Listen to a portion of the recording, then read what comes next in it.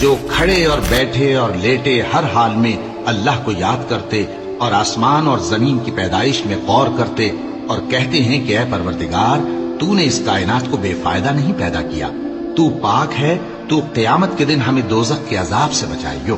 اے پروردگار جس کو تو نے دوزخ میں ڈالا اسے رسوا کیا اور ظالموں کا کوئی مددگار نہیں ہوگا۔ اے پروردگار ہم نے ایک پکارنے والے کو سنا کہ ایمان کے لیے پکار رہا تھا کہ اپنے پروردگار پر ایمان لاؤ، تو ہم ایمان لے آئے۔ سو اے پروردگار ہمارے گناہ معاف فرما اور ہماری برائیوں کو ہم سے دور کر دے اور ہم کو دنیا سے نیک بندوں کے ساتھ اٹھائیو۔ اے پروردگار تو نے جن جن چیزوں کے ہم سے اپنے پیغمبروں کے واسطے سے وعدے کیے ہیں وہ ہمیں عطا فرما اور قیامت کے دن ہمیں رسوا نہ کیجیو۔ کچھ شک نہیں کہ تو خلاف وعدہ نہیں کرے گا۔